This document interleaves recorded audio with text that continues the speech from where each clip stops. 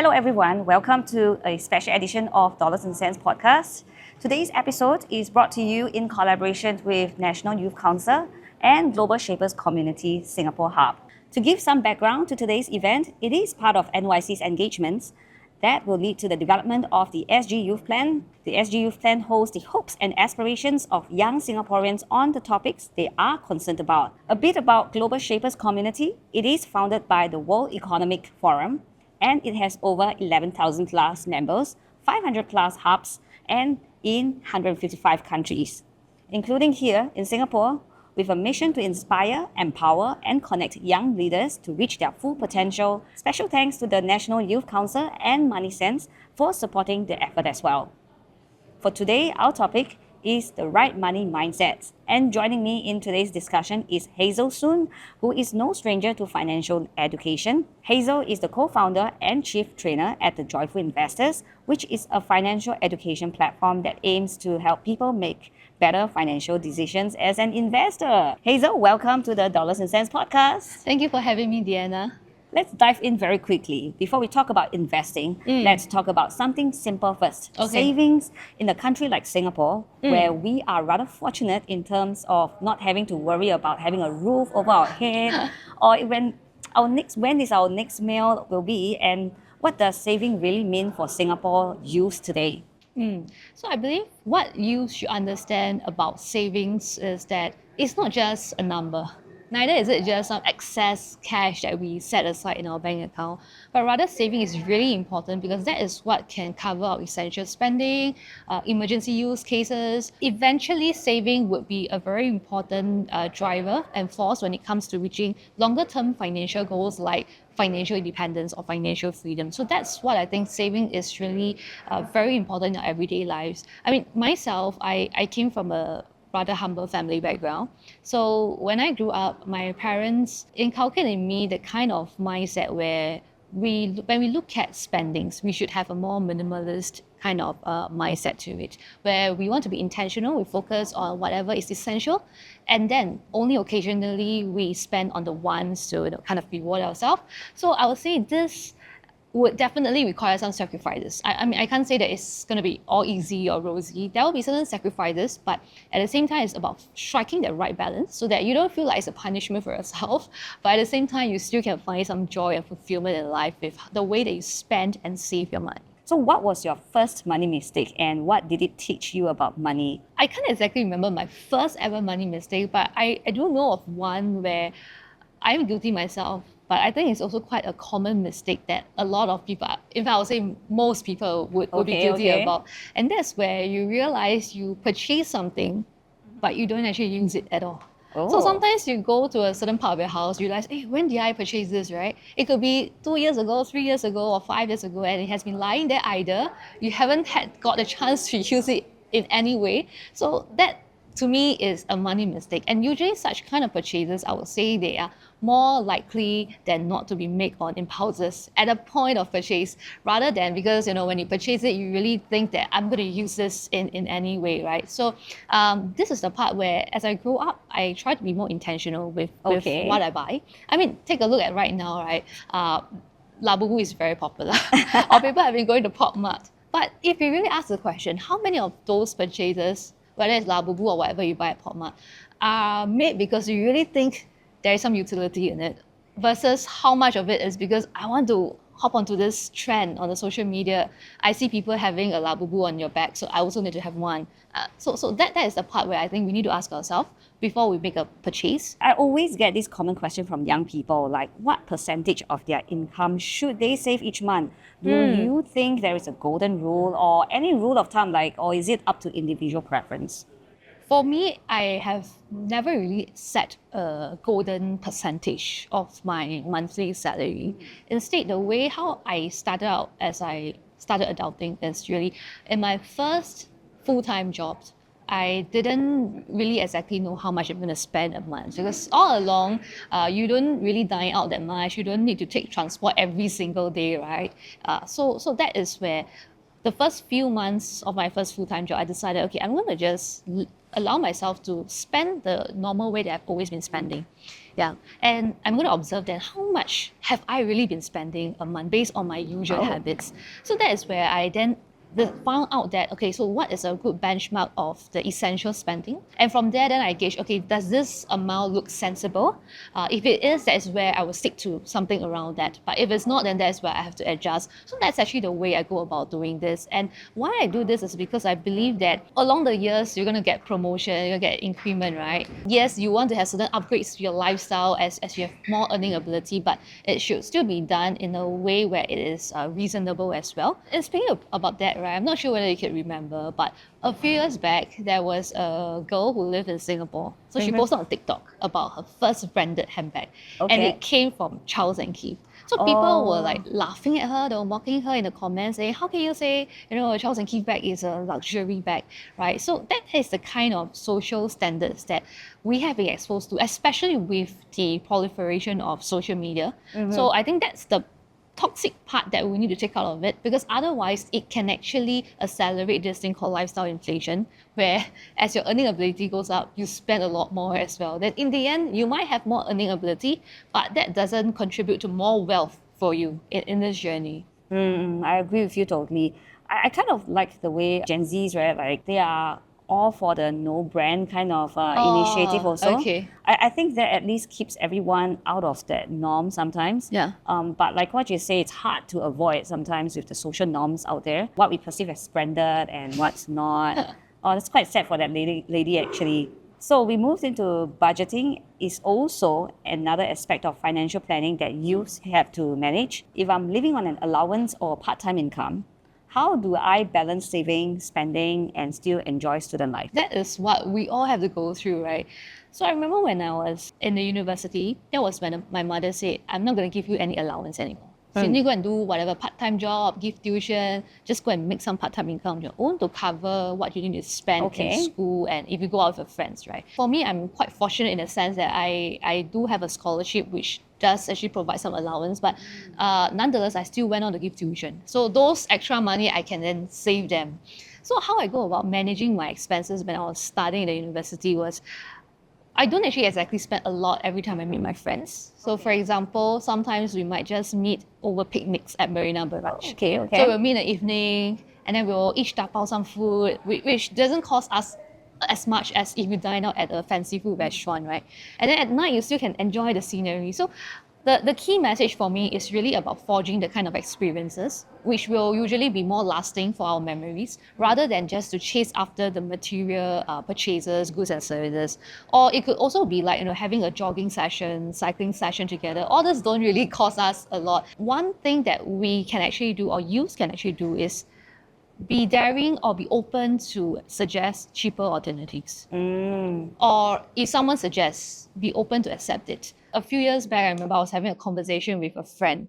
So it registered to me that, I don't know since when, but as we grow up, people stop suggesting hawker center as a place to meet. I mean, yes, aircon is one thing, right? But I don't think that is the whole part of the reason why we're not doing it.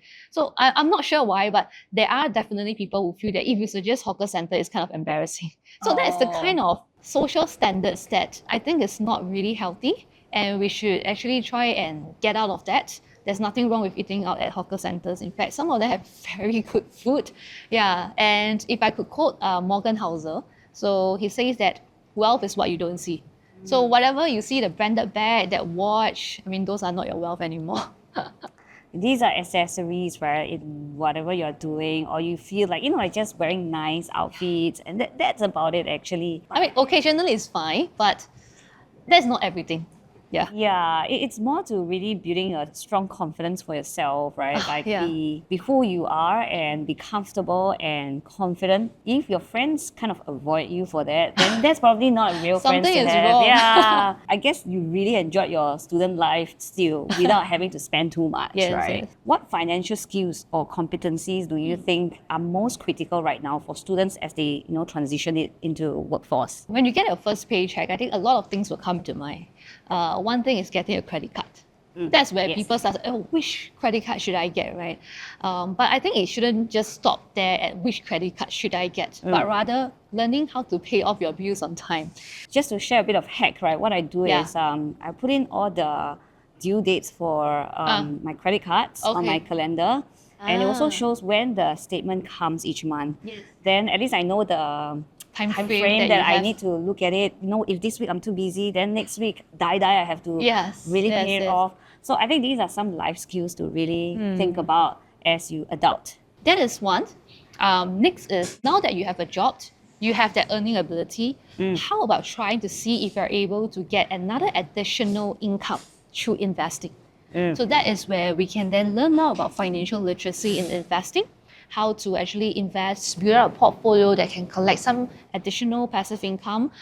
It will help in boosting our financial security, and eventually helping us to even replace your active income at some point in time. Yeah. So those are essential skills that you can slowly pick it up. You don't have to rush into it.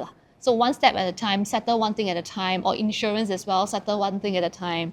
Yeah. So how much do you think a young person should have saved before they start channeling some of their savings into investments? What's your thought? For one, maybe I can separate both first. For those students who are still studying, this is a challenge. In fact, a few months back, I was at one of the university, and one of them was sharing with me that no money is the biggest challenge for them. No money to invest. But I would say these days, right, even if you're just a few $100s, you can actually start investing, because we have very beginner-friendly and small capital-friendly kind of initiatives in the financial market. Like brokerages have very low commissions and fees. They offer fractional shares. Or even for the ETFs on SGX. Last time, one lot size wasn't just one unit, but about 2-3 years back, they actually changed it. So all these are very good for small capital investors to be able to dabble into your investment journey. Yeah, and for those who just started working, well, typically how I will see it is to set aside some emergency funds first. Now that you have more financial commitments, you must pay certain things on your own already. Unlike when you were still schooling, you still have your parents to support you, right? So this is where you want to have at least like 6 months of your emergency fund set aside. And then after that, some of your savings, you can start to deploy them into investment. So that's the way that I see it. But one thing that you must remember is that the amount of money is just only one part of the story. Yeah, so you could have enough money, but if you don't have the knowledge on how to invest, that's going to be very risky in this journey as well. So that's why whether or not you are ready to start investing, to me, you have to first ask yourself, have you established what's your investment goals? So for some people, their goals is they want growth. But some people, they want that steady cash inflow. So they want to preserve cash and then some steady cash inflow. So you need to understand which one are you looking at, or maybe you're looking at both. Then that is where it can help you to zoom in on what kind of asset classes would be able to fulfill those investment objectives. Like for instance, stocks. There are different types of stocks. Some give you dividends, some give you the growth, ETFs as well, and then bonds can give you that steady cash inflow. So it depends on what are your objectives. Then you pick the appropriate asset classes. Then let's say if you pick stocks, right? Even within stocks, there's a lot of stocks out there. So how do you know which do you buy? And this is where you need to have the investment knowledge, how to pick. Okay, let's say I just graduated from school and I only have about $100 to $200 to invest each month, right? So what are the best beginner-friendly investment options in Singapore that I can consider? If I'm speaking to someone with, you just have a few $100, right? I think ETFs is definitely a very good beginner-friendly option to consider, because when you buy one ETF, in just one single investment, it offers you instant diversification. So ETFs, they are, in the long form is called exchange traded funds, and they work essentially just like stocks. So you can buy, sell them very easily when the stock market is open.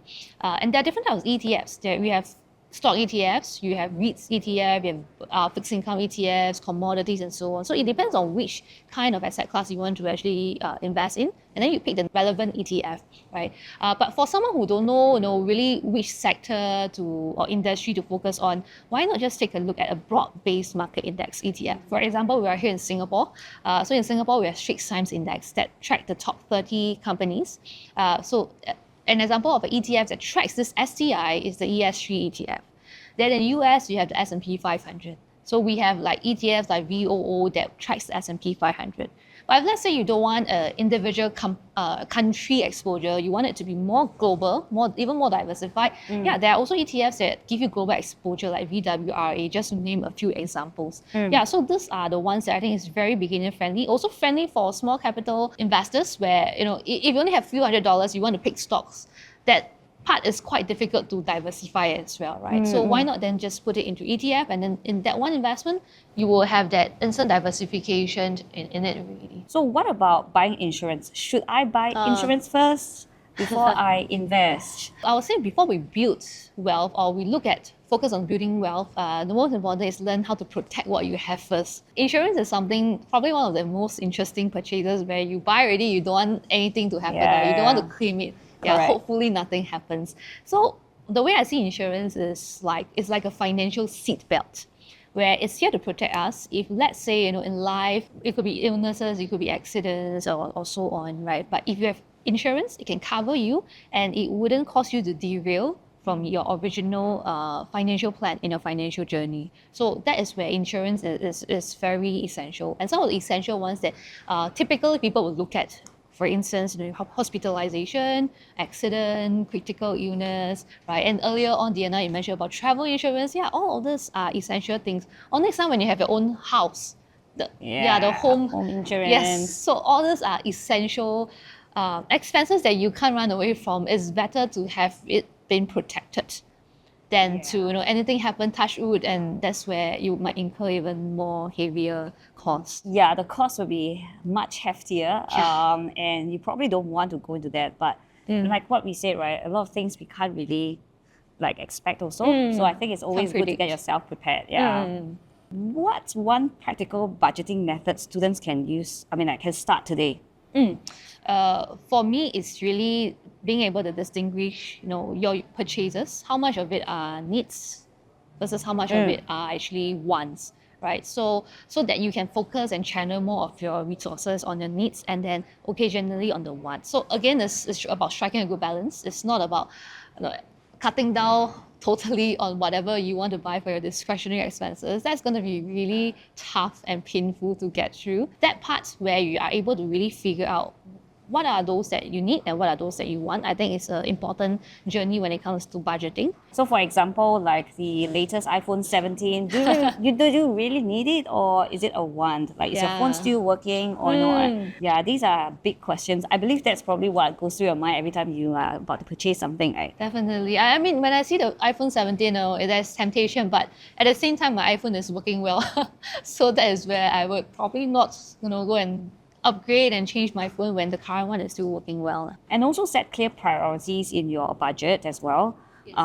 For example, what's your short-term goals, your mid-term goals, your long-term goals? Right, exactly. If you are going to get married or getting a house, BTO, or even after you're married, having kids, all this are where the heavy expenses come in, right? So you need to be clear what are some of the near-term, the next 2-3 years, what are these expenses going to be, especially those heavy ones, the big item ones, so that you can actually start to save and set aside the money that would be handy when the time comes. And when we prioritize, you're also looking at travel insurance. You don't stinge on it, but I think you still need to see what the importance of everything that you may need to commit into as well. So when you travel, make sure you have a travel insurance just in case something happens. Yes, right. That is something that's very important. There was a short trip where I didn't get travel insurance. I mean, last time when we were young, right, you might think, okay, I can just cut down this, doesn't matter, just 2-3 days, it will get by easily. Yeah. But unfortunately, during the trip, there were some unfortunate events that happened. So things like this really do happen. Yeah, and that's why it's better to really make sure we have all the essential travel insurance ready when we are traveling. So if you could give one piece of financial advice to your 21-year-old self, right, what would it be? I will tell myself that always remember that money is just a tool. It's not our end goal. A lot of people are chasing after money, after the numbers, my friend is getting this amount of salary, so I need to match up to this, or I need to get even more. So they're chasing all those numbers, milestone, as if money is that end goal. But really, money is just a tool to buy us the freedom in life, where we can live our life the way we want. For example, how many people out there are really doing their daytime job because they are passionate in it, or they're doing it because I need a paycheck? But if today you are able to build up enough financial resources, that gives you the financial freedom to choose what kind of job you want to do, spend more time with your loved ones. Yeah, and it also comes to the point where when we talk about wealth, true wealth isn't about using that to define your social status, right? It's not about how much money I have, how many millions of dollars I have, then whether I'm more successful in life. That's not how it should be. Although a lot of times on social media, it might appear to be that way, where people post about their extravagant lifestyle and they are envious about what other people are actually doing. So I think we need to keep a control on that. We need to see how we can actually also invest our money. So we talked about investing earlier on. Learning how to invest your money, that is another driver to accelerate the wealth creation and accumulation journey to eventually reach the kind of financial freedom that you want. So in your experience, what differentiates financially savvy students from the rest? Well, I think what is really different is the mindset. So it's not really just the skills. I mean, skills, knowledge are things that are easily attainable, but mindset is something that is quite tough or quite challenging to actually change it. To give an example, some of the youngest people in my community, they are as young as in their teens. The last time when they actually come down to learn with us, they were only 12 years old. I also have some that were like 14 or 15 years old. And then they come and learn about investing together with their parents. So I think what is important is really the mindset. If you have the mindset, you think it's something that I want to do it, I find purpose in it, you will take action. But if you don't see any purpose in it, right, no matter how people talk to you, you can have your friends telling you about all this, you will still never be able to take any action because you just don't see the why. So if we have very oftentimes I find that those who are more financially savvy are the ones who really see the purpose. That's why they are action takers. And that's how eventually they can see more results for themselves as compared to some others who are less financially savvy. So that's a perfect note to an end. I think start early, stay disciplined, and always keep learning. If you are looking for practical and unbiased resources, you can always visit MoneySense.Sg, which is Singapore's national financial education program that aims to help Singaporeans make sound financial decisions and manage their money well. So thank you, Hazel, for joining us today and sharing your insights about savings, budgeting, and investing. So, and to everyone here, remember, financial literacy isn't about being rich tomorrow. It's about being ready and responsible on money matters in our lives.